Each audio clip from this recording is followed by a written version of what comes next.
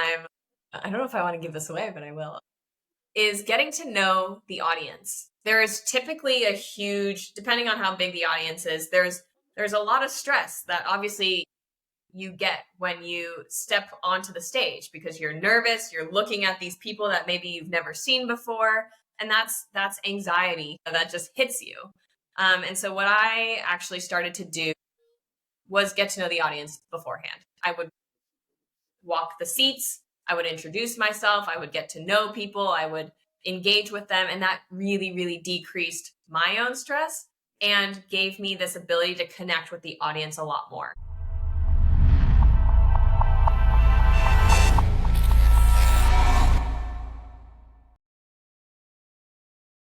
Aya, welcome to the show.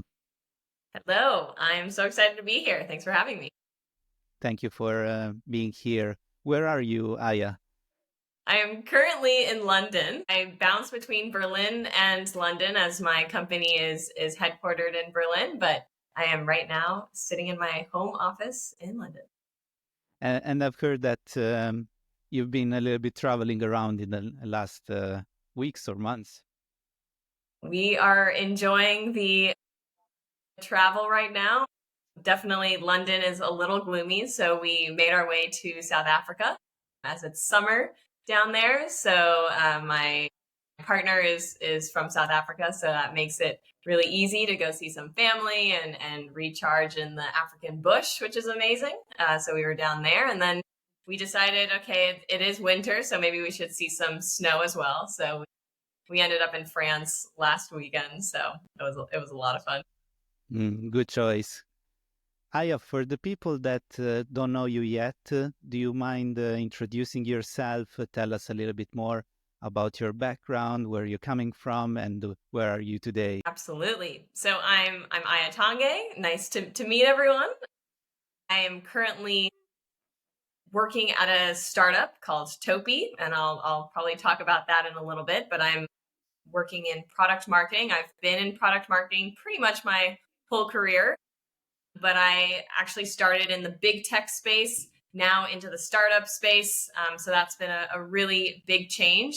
You can hear my American accent. I'm surprised that I was actually born and raised in Tokyo, Japan. My mother is American, and so that's how I picked up her American accent. But was born and raised there, grew up all the way through high school, and then officially moved to the US for university. I was at Harvard. I studied economic sociology and psychology, and that's essentially what got me into the product marketing world.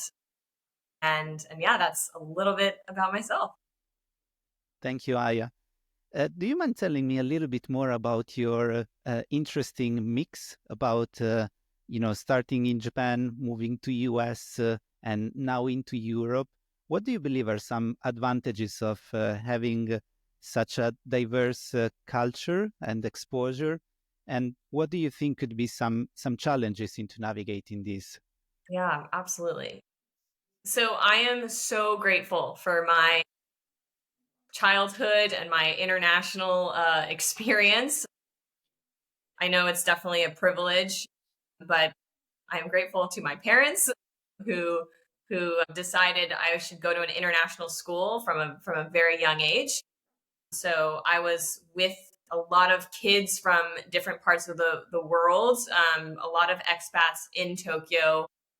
We all ended up at this international school, see different cultures very early on. And so that immediately gave me this understanding of people do things differently. There are different holidays and ways people celebrate things or the ways people do things. And that has very much changed my view on the world. And as I get older, I think I become more grateful for it. And then I always knew I was going in the US. That was something also my parents felt strongly about. They said, okay, spend some time in Japan, grow up here, but also explore something different. And so that's what brought me to the US. And I got into Harvard, which was very exciting. And that's really where I also met a huge number of students from around the world. And so that diverse perspective continued on through my university days. I studied psychology and sociology, and that's also everything about how people work together, how people think together, how organizations work together. And so I've always been fascinated in people interacting. And so it's been a passion really since day one. And then in terms of the move to London, that was a complete personal decision. It wasn't actually for work. My partner was in business school in France, and he said, I don't know if I want to come back to the US. Like, would you be willing to move to Europe? Pick wherever you want, but let's continue the adventure. And I absolutely agreed to it because I wanted to, again, see a different culture, work in a different culture. And that has just further expanded my toolkit. And I'm learning, obviously, a lot as I go. So I think it's very important to keep an open mind in these situations, to um, being told, hey, we don't do things like that this way, or, here's why. And been really enjoying it. Thank you for sharing that. And having myself being into different situations as well, I'm wondering if, from your perspective, during these changes, have you ever faced any challenge in terms of not fitting in or difficulties in understanding new cultures, new environments, and having regrets into making this move? Did you have any interesting story about similar situations? Yeah, I wouldn't say regrets. I think there are some times you get like taken aback and you're like, whoa, okay, I need to figure this out. And I would definitely call them more learnings. But I definitely have had those moments. I work for as I mentioned, I go between Berlin and London. My company is based in Berlin, and our investors are here in London, and so I work with quite a few Germans. And so there's a whole nother culture that I am learning how to work with. And I'll maybe share a funny story. I I work very closely with my founders, and they gave me a performance review, and I was like, hey, can you give me some feedback, please help me grow. And the funny the funny feedback I got was, you're too American, you need to be more direct. And I was like, wow, okay, I will be more direct. And so I think I'm learning there's a little bit more of beating around the bush in the American culture, where you have to, I think we call it like you can call it a compliment sandwich. So if you have feedback you want to give someone, you have to start with something, good, and then you put the thing that you want them to improve in the middle, and then at the end you also end with something good, so you make the person feel, safe. And so I think I was doing that a little bit too much. And so the feedback was, just tell us what's wrong, and let's fix it. And I think it took me a little bit of time to grasp that.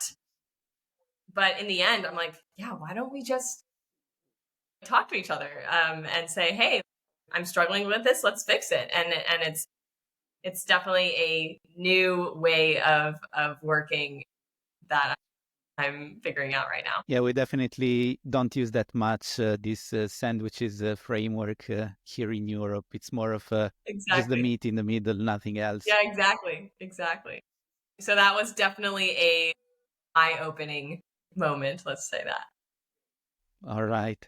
Aya, let's talk about changes and transitions. So, starting from your change between big companies like Apple and Microsoft and moving towards Topi, so like a very small company compared, what inspired you to make the move?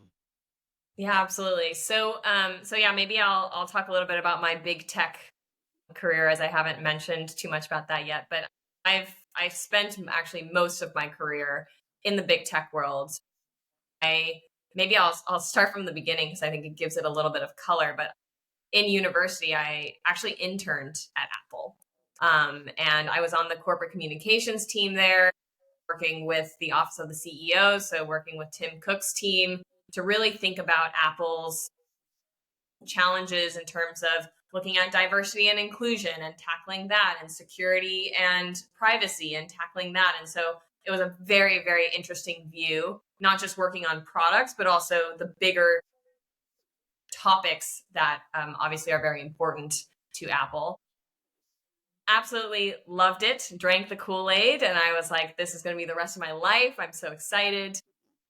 And unfortunately, at the end of that internship, they didn't have a full-time opportunity for me.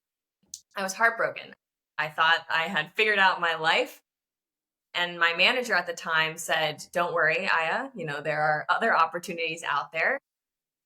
He realized how much I enjoyed the tech space. And so he really pushed me to stay in the tech world. And he said, there are so many other jobs in the tech world. Go find something else. And if you want to come back to Apple, you absolutely can come back to Apple. So I said, okay, back on the job search as a graduating senior in university. And Microsoft actually had a program for a rotation program, a 2-year program that allowed you to be in the marketing world at Microsoft and to learn about the different organizations and teams that Microsoft had. And so I applied and thankfully got in. And so I saw business planning. So I was on the Bing and Cortana team doing business planning. The Bing team was not as cool as it is probably nowadays, but it was really interesting to be on that team and think through, how do we grow and how do we make money? And then I also worked on Office 3 and all the customer communications that we have to get customers to renew and subscribe, resubscribe to Office 3 our products. And that was a huge learning experience. And I'm so, so grateful. And I think one of my big pieces of advice for people coming into the tech world is if you're not quite sure what you want to do, use it as, use these rotation programs that exist to learn and to figure out what you actually want to go do. And so I'm very, very grateful for the Microsoft, what we call the ACE program, to really kickstart my own career. Then Aya, after do that you rotation mind program, oh, do go you ahead. mind Yeah, sharing a little bit more? Where can people find these opportunities, these rotation programs? As you said, they yeah, could be life-changing, but sometimes it could be challenging both to find them, assess them, and also apply and get into those programs. So can you share a little bit more about the resources that can be leveraged and also some tips on how to tackle this? absolutely. So the definitely I can speak to Microsoft's program. So on their website in their career section, they have a university or graduate programs, and so you can actually look online to find all these opportunities. And so they're available. There are videos. I think I did a promo video a couple years ago to kind of push the program. So online, if you type in university recruiting or graduate program recruiting for Microsoft, I think it's honestly the same for like Meta. Apple has a business school coming out of post MBA rotation program in their product marketing org. So there are quite a few. Definitely go onto their career sites and take a look. And the second it says program, that's a good sign in terms of really focused on career development and growth. And I'm a huge proponent of those types of programs. Perfect. So Yeah, I yeah, maybe wanted. I'll keep going in terms of my journey here. Yes. So I actually ended up falling into product marketing. I didn't quite know what product marketing was. And maybe you'll laugh, but obviously Microsoft Teams was not a thing a couple years ago. And one of my coworkers said, new app called Microsoft Teams that we're working on. It's supposed to take over Skype for Business, but we're not quite sure yet. We're a little bit of a startup within Microsoft. Are you interested in coming to work on this team? And I was like, sure, like sounds good to me. I was like, what's the role? And they're like, oh, product marketing. I was like, okay, I need to go search what product marketing actually is. And so I had a manager who totally took me under her wing. And she said, look, we have to start talking about this new thing called Microsoft Teams. We've got to convince people that now Skype for Business is it's going to be the past and Microsoft Teams is the future. And I don't know if you've used Skype for Business, but we had a lot of people that we needed to convince that Skype for Business, like to change from Skype for into their habits. They loved Skype for Business. They're like, why do we need to change? We're happy where we're at. And so that was my job for about a year and a half. I had to learn the product in and out. I had to figure out like why was Microsoft Teams better than Skype for Business? How do we convince people? How do we seamlessly transition people? And so I essentially traveled the world for about 6 months, going to customers, going to conferences, and really starting to raise awareness of Microsoft Teams. This was all pre-COVID. So it was very much a collaboration tool within the organization. And then, of course, COVID hit and everything absolutely changed. Then everyone went into remote work. People had to get their businesses up and running remotely, and the phones were going off saying, hey, we need Microsoft Teams. Please get us on Microsoft Teams. And so there was a very, very different narrative that started to come through when COVID hit. And so we definitely had to change our story, a tool built for remote work. We nixed our entire roadmap. We had to come up with new features to make sure that remote work would be successful. And really listening to our customers was super important during that time. And so I did a lot of research and customer listening and bringing that back to the engineering teams and building products hand in hand. And so that was a very eye-opening experience. Tell me a little bit more about the process of spreading a new product. So considering the narrative that needs to be built, the promotion, the maybe thought leadership parts. Yeah. First of all, was there any support from the company into building these hard skills for you in terms of communication, public speaking, but also building powerful pitches? And then how did you tackle this new journey? No, absolutely. Good question. So my manager at the time, she really put me into the deep end. She said, I need you to fly to Germany. I need you to talk to a room of 400 people on Microsoft Teams. This was week 3 of me in the role. And I was so nervous. I was like, I can't do this. I don't know how to do this. I don't even know the product. I've never done a presentation that big, like absolutely not. And she said, no, you can do it. And I think setting up, your team for success, it was her forte. She knew if you gave a timeline and a deadline, gave enough help, it would be possible. So, those 3 weeks, I absolutely studied the product. I sat with engineering teams to really learn the ins and outs. I figured out, okay, what are the key messages that we need to hit? And together with my manager, we worked on the deck that we were going to share. And then we also demoed a portion. We spent a portion of the time demoing the product because people love to see things in action. And so I was really able to get a bit of a shock to the system when I first joined. And I learned a lot in my first presentation. I didn't nail it. I was definitely nervous. It would be really interesting to see that first presentation to where I actually got, because I did learn I loved presenting.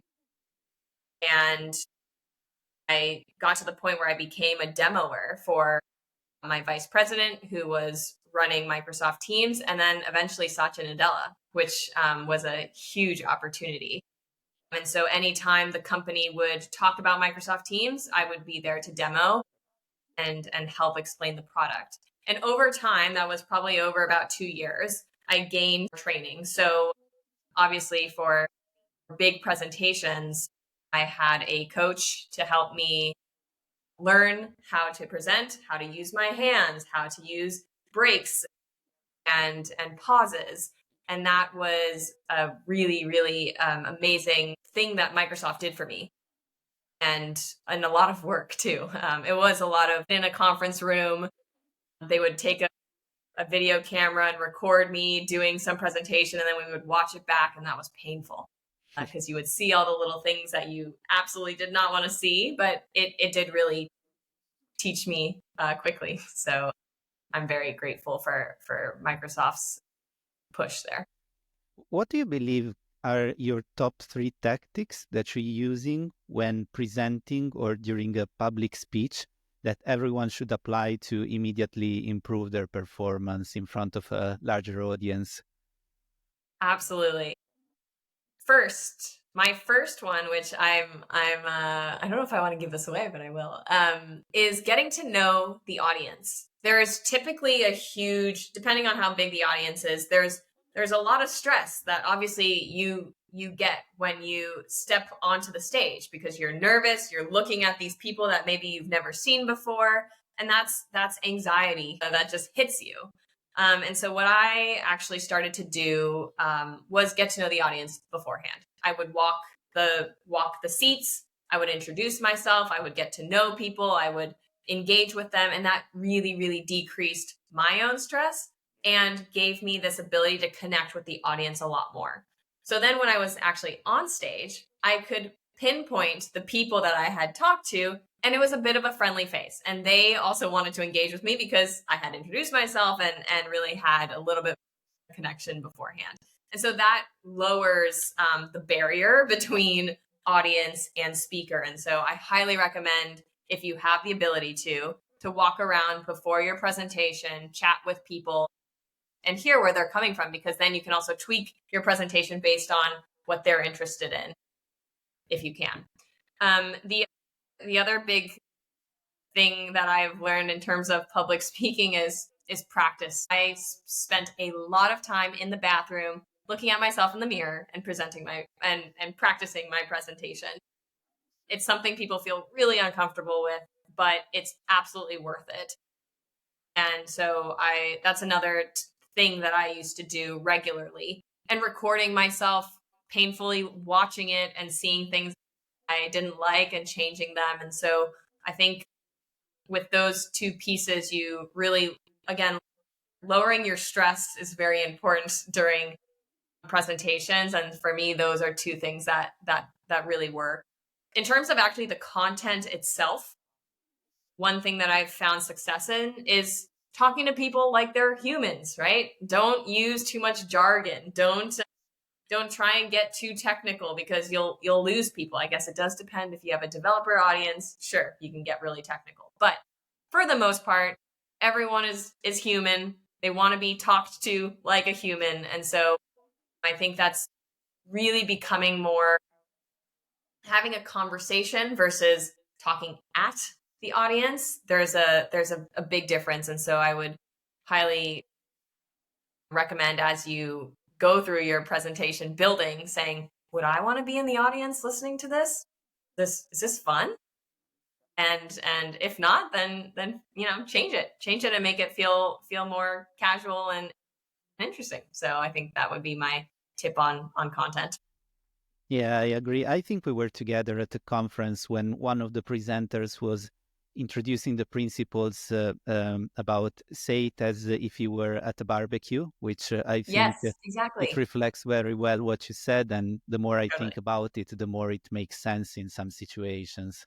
Absolutely. Yeah, and you've seen my presentations before, and I think I try and make it as, as casual yet still professional as possible, because that's how you're going to capture the audience's attention. All right.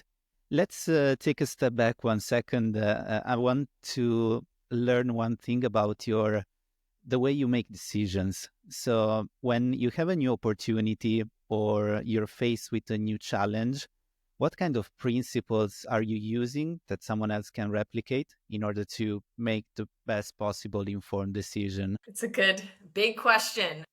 Are you thinking in terms of like a career, for example, like a career opportunity, or really any, or I think I would maybe separate between like a career opportunity versus other decisions, but maybe I'll start with that if that works. Yeah, sure. Because I think sometimes you have a career possibility, but it also impacts the rest of your life. So Totally. on one side, both things need to be considered. On the other side, maybe, as you said, they require a different framework to tackle it. Yeah, absolutely. And I can talk a little bit about my career decision to move away to walk away from Apple and jump into the startup space because that was a big change for me as well. I think in general, I love to plan and I love to think through the future. My partner, I think, would probably say I do a little too much of that, but maybe we'll call it daydreaming. But I always love to think through, where am I today and where do I want to be tomorrow? Where do I want to be in 5 years and 10 years? And essentially, I have a list of things that I want to be able to say that I did in the next couple of years. So one of those things was work outside of the US, which is where I am right now. And so that was one of those decisions where I had a great job. I was recently promoted at Apple. I had a great team. I was really living the dream, and people were shocked when I was like, "Yeah, I'm going to just move to London and see what happens."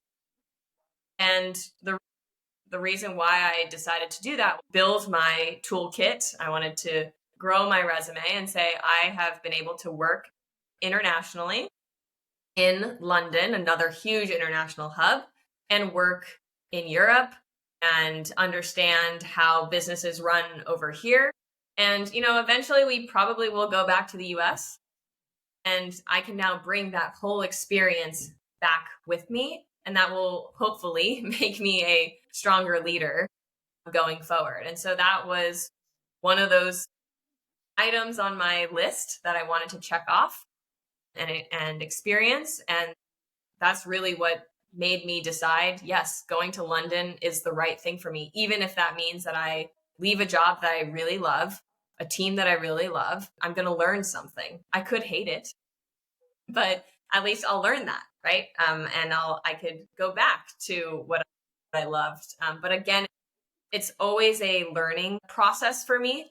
I never think about it as, it's the end all be all. It's like, cool, like let's see what happens. I will either learn that I hate it or I love it even more. And then I'll continue on that path. So I think that also decreases the stress of making a decision, just to think about it more as a path and a journey versus end all be all. Yeah, now that you say that made me think about one interesting topic, in my opinion, talking about being associated to big brands, probably some of the top in their categories. So from Harvard to Apple to Microsoft, but you still felt that there was something more. So now Mm-hmm. that you have some experience into these different ecosystems, what are some Yep, things that you've learned from some not so recognizable brands that absolutely. these huge companies were simply not able to provide you for some very obvious reasons? Yeah, I have so many learnings in this space. So just to give you some context, I left Apple, and I think it's probably about what people at that company, to now I work for a Series A, 35-person startup. And so my mentality when I made that decision was I always wanted to understand the startup space. I knew it was a huge part of the tech world. Again, it was one of my items on my list was experience startup world. Because that will also make me hopefully a stronger leader in the future because I can see both big tech and startup. And so in order to really throw myself in the deep end, I was like, okay, Series A. We're not even going to go scale up. We're not going to go, 400 people. We're going really, really early on so that I can learn what it's like to build a product from the ground up, pre-product market fit. And so in terms of the drastic change, I went from Apple, everyone knows Apple, to Topi. No one knows Topi. I need to explain myself every single time. My job was a very humbling, and it's a very interesting experience because I realized how privileged you are at a big tech company when you have the name and brand behind you. And so I think, and resources for that matter, right? I had data science teams, research teams helping me with iCloud when I was working at Apple, to now it's you, right? You don't have the ability to do that. And so, it's funny, I learned SQL, right? That was to pull data. That was something I never in a million years thought I was going to try and learn, but I needed to pull some data, and the engineers were like, "Yeah, do you know SQL?" And I was like, "No." They're like, "Okay, well, you can learn it." And I was like, "All right, let's learn it." And so I think that's it's amazing to see how much more I have learned in the startup space because I'm pushed, and I'm very it's a good feeling to feel uncomfortable because you have to figure it out on your own, and I think that's been very eye-opening for me. I think there's a huge difference between, the swim lanes that you are given, right? So at Apple, you have your expertise, you're doing product marketing for iCloud, and that's what you're focusing on. In the startup space, it's whatever needs help. You've got to like roll up your sleeves and help. And so now I'm doing things from a monthly basis, looking at the business overall, like how are we doing? How, what's happening with our KPIs? Where do we need to invest in? Where are the gaps? Something, again, I wasn't able to do too much in the big tech. So I think all of these pieces are, again, adding to my own toolkit, and really pushing me to think differently and have a different perspective on what I used to have and what I have now. And so I think it's been a, again, huge learning experience. And now that you had experienced a little bit of both sides, what's your perspective on people chasing those big names on their CVs? What could be some pros and cons? And if you were to go back, would you take the same path or would you have a different approach on your career? Yeah, always knew I wanted to go into the startup space. So that for me was actually since day one, I wanted to be in the startup world. The reason why I actually chose big tech ahead of the startup world was because I really wanted to grow like the foundation for my next step. So at least this was again a personal decision, but I thought, okay, I should go learn from some of the best companies and understand how they do things. They've got their processes, they have their playbooks, they have ways that they do things. And I really wanted to get that foundation so that I could look at it myself and say, what do I like about that and what don't I like about that? And so I also have another list of, cool, this is how we used to do things. Here's what I definitely want to take moving forward, and I want to bring that into wherever I go. And I don't know if I really enjoyed that part of it, and so I think I would probably remove that and try it a different way. And so that foundation of those playbooks and processes that these big tech companies have, and it has proven to be successful because that's really why they've gotten to where they are today. I've then been able to apply that into the startup space. And that's what's been really fun is, I joined this company to start product marketing, to really help the founders find product market fit.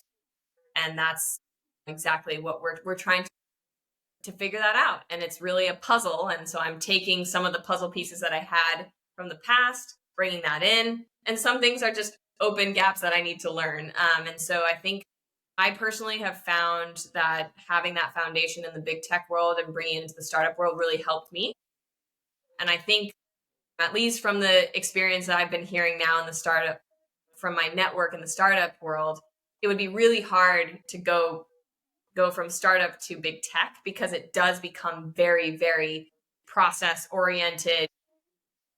There's a lot of people you have to get approvals from, and that just doesn't exist in the startup world. And so I think there's a huge difference going the other way around versus big tech to startup. So I think you just have to probably think through what works best for you.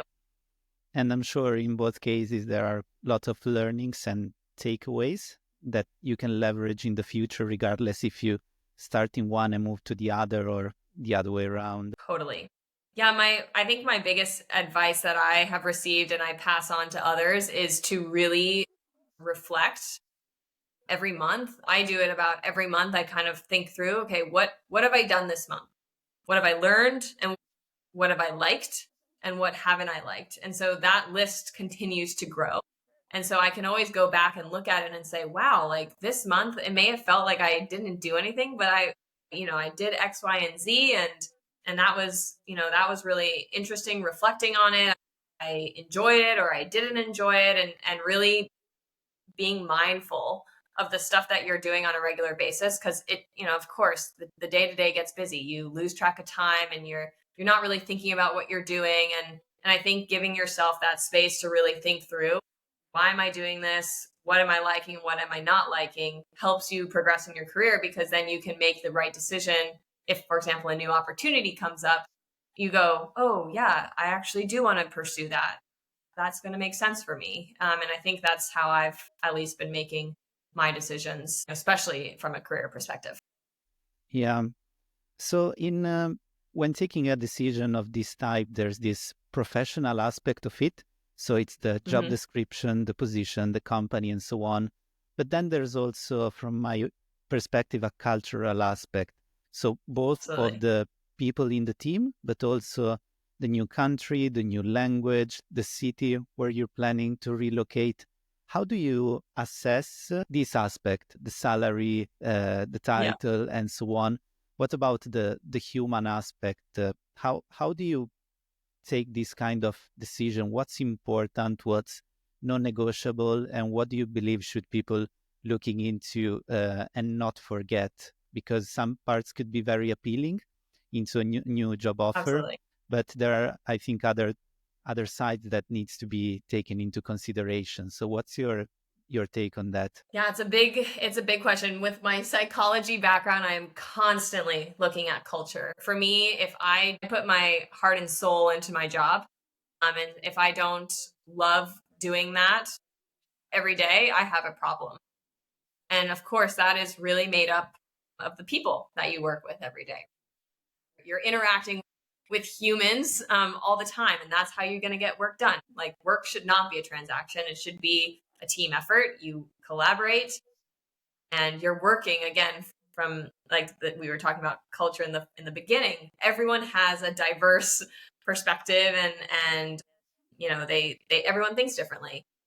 And I think whenever I look at a new job, I ask to meet everyone on the team because I want to know who I am working with, because that is what's going to make or break my daily life. And so I think it's very, very important as you go through, for example, a job interview. The job may sound amazing, but if you don't have a manager that's going to help you or a manager that's going to, put time and energy into you, into building you up, that's going to be a problem for you longer term. If you have teammates that aren't interested in working with you, also going to make your job much harder. So I always ask to meet the hiring manager very early on into the process. If they put me through, you typically talk to a recruiter and then you do, you go through these steps. And if the hiring manager is towards the end of the process, I'm actually not interested. I think then the culture is a little bit backwards because they're doing too many checks beforehand. And so I always ask, it's worth asking, is it possible to talk to the hiring manager so that I don't actually waste your time, with going through all the other steps, because I can pretty much figure out, am I going to work with this person well or not? And I think that's very, very important. If you don't click with the person, there most likely will be problems. I also always ask about career development from my manager. So I always ask, what do you do to help your people grow? It's a very important thing for me to understand. What is this person going to do to help me? And of course, in return, how am I going to help the team grow as well? So I think that's definitely a big question that I would ask. And then um, meeting other peers so that you can get their experiences, you can understand the culture, very important in my head. Thinking about countries and, changes in location. I think that's also, you depends if you have a partner or family, kids, like you do have to think about a lot more. And that, when we made the decision to move to London, I had to think about someone else. And honestly, it was my first time really having to think about not just my career, but someone else's career. And does it make sense for the both of us? And really, again, going through the pros and cons of what does this mean? We took a huge pay cut coming to London, as salaries are very different here versus the US. And we had to have a big discussion on, do we think that this is the right decision for us right now? And the pros outweighed the cons. And we said, yeah, we're willing to do this, at least for a couple of years. And let's gain that experience and then maybe go back to the US or try another country. I don't know what's going to happen, but I think you do really need to sit down and reflect on the holistic picture, not just the job description that you're getting from the company. Great answer. I was just reflecting on everything that you were saying, and yeah, it's so true. Yeah. Let's dive a little bit deeper into product marketing. Sure. I've been talking recently to a lot of product marketers for this podcast, as I believe they have, or we have, a very unique angle, both on business but also on life. Sure. What's your current definition of product marketing? Oh, that's a hard question. You've been in my talks before, but I struggle with that question because I've seen two very different forms of product marketing depending on what company you're at, right? So I think always my first question back to, especially when I'm thinking about a product marketing career change or, to a new company, my first question is, what is product marketing to you as a company? Because that gives me a very good understanding of where they stand in the product marketing space. Because as a product marketer, as you know, it's very different depending on who you talk to, what company you talk to. An individual need to figure out, what do you like about product marketing? Because it can take many shapes and forms. I have done outbound product, or what I know what is called outbound product marketing, which is very much the go to market, the messaging. How are you going to talk about the product? How, you might even be presenting on the product of, I talked a little bit about that and for Microsoft Teams. But then there's also inbound product marketing, which is very much working with engineers, taking the customer feedback, bringing it into the product, building the product with the engineers, and then getting it out the door. And Apple was very much focused on, what are we building for the customer, and then telling that story. I personally really love the inbound now. I did a lot of outbound early on, and I think that was great. But now I'm very heads down with product. I build with engineers. I'm sitting there in, trying to figure out what is the best way we can build a feature. And I personally love that. And I think that's something that I want to continue to do moving forward. So if a job says to me, yeah, you'll be more focused on taking a feature and trying to figure out how to get the story out there, versus, no, we really need someone to be with the product team to build, I'm going to go more towards that route versus the other one. And I think it's just a decision that you need to figure out what part of product marketing do you love the most, and what path do you want to pursue. I agree. That's a great differentiation between inbound and outbound. Mm-hmm. And Mm-hmm. I'm curious also if you've spotted any differences in terms of job descriptions, but also activities in US against Europe. Is there any difference at all?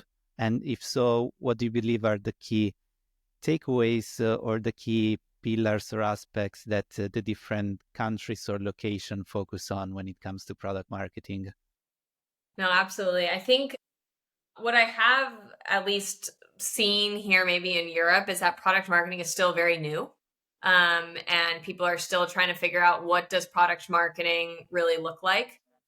And I think that's something that's been really at least fun for me to come from, Microsoft and Apple to help, help explain how we've done it at, in the US at these, what has been happening here in Europe. I have definitely felt like I've been helping some startups figuring out how do they create their job descriptions for product marketing. And at least in the startup space, a lot of founders think product marketing is just marketing. And so I think there's sometimes a little bit of a disconnect. And so I try and explain at least the two models I used to work in, them decide what are they actually looking for. Some founders have actually come back to me and they're like, yeah, actually we're not like looking for that right now. So thank you for helping me understand, and I'm going to move forward with a different job title or a job description. So I think that's been really fun to be a part of the education piece.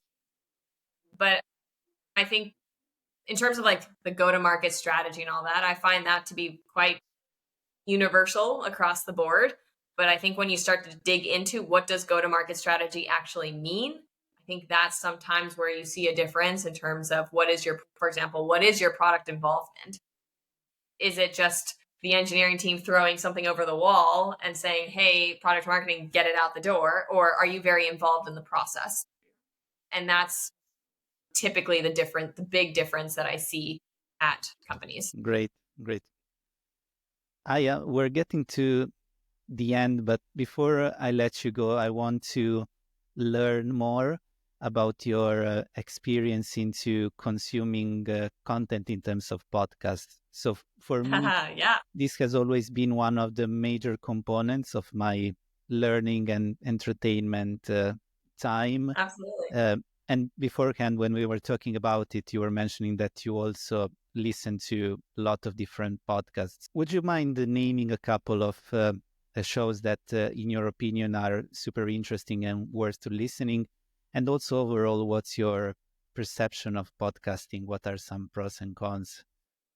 Totally. I'm actually going to pull up my library, my podcast library here, because it's kind of fun to see what I've been listening to recently. I will start with my daily. It's called T-Boy. It's called The Best One Yet. You might also know it as Robin Hood Snacks. That used to be the old name of the podcast. But there are these two American guys who essentially, I think the podcast is typically like 18 to 20 minutes. So it's a really nice commuter podcast that you can kind of listen to while you walk to work or, as you're, getting yourself to work. And what they typically do is in a very, very fun and casual way, they take the top three stories that they've decided the top three stories are of the day and really made it consumable and easy to understand and quite funny as well. So I find it to be a very nice, lighthearted way to start the day. Get some of they focus quite a bit on the tech space, but also in general, kind of the big events that are happening. And so I do typically like to start my day with the T-Boy podcast.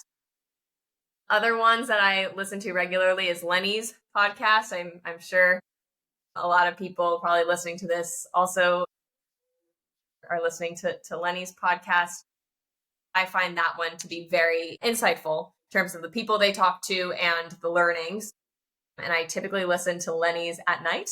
I don't know why, but that's kind of my wind down podcast.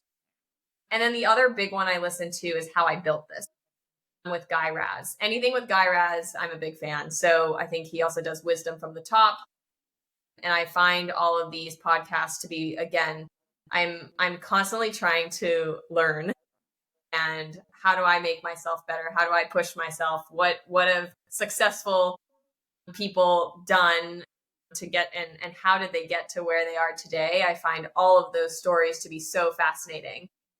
And so I are around those ideas and thoughts. And maybe more of a fun one that I listen to is Armchair Expert. I don't know if you've listened to that one before with No. Dax Shepard. More of a total relaxed, fun podcast, but he's an actor in the US and he interviews other actors, but I think he's also interviewed like Bill Gates. And so he has this huge variety of characters that come on his show. And I find that one to be really fun and lighthearted as well. So yeah, those are just a few of my podcasts that I listen to. Thank you for sharing, and we'll put that in the show notes of the episode. Yes, please do. Aya, where can people find you? I'm on LinkedIn, so feel free to connect with me on LinkedIn. I try my best to answer the LinkedIn messages that come through. So feel free to connect on there and we can chat. Perfect. Aya, once again, thank you so much for being with us today, and looking forward to our next conversation. Thank you for having me. This has been really fun.